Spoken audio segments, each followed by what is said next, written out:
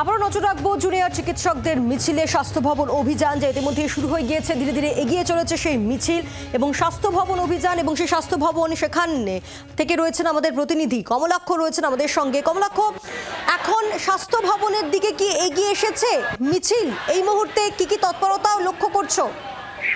দেখো, এই মুহূর্তে করুণাময়ী হয়ে মিছিল স্বাস্থ্য ভবনের দিকে এগিয়ে আসছে।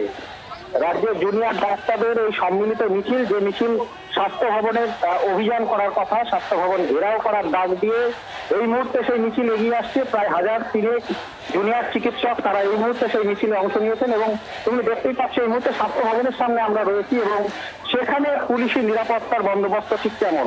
প্রচুর সংখ্যক পুলিশ, র্যাব এবং মহিলা পুলিশ এই মুহূর্তে মোতায়েন করা হয়েছে স্বাস্থ্য ভবনের মেন গেটের সামনে।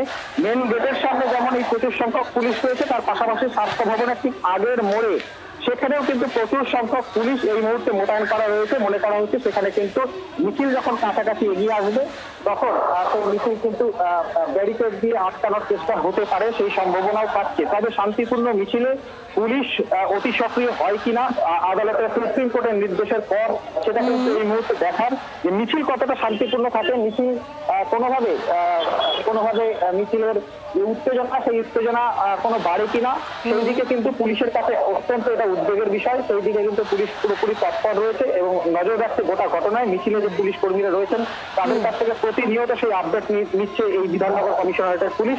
স্বাস্থ্য ভবনের সামনে এই মুহূর্তে দেখতে পাচ্ছে একদিকে রাস্তার একদিকে পুলিশের 6 লাখ স্বাস্থ্য ভবনের সামনে এবং একে একে ধীরে ধীরে এগিয়ে আসছে সেই মিছিল, জুনিয়র চিকিৎসকদের মিছিল।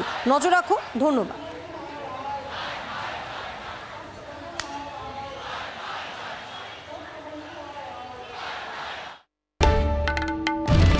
বাংলার আওয়াজ, বাঙালির আবেগ, জি 24 ঘন্টা।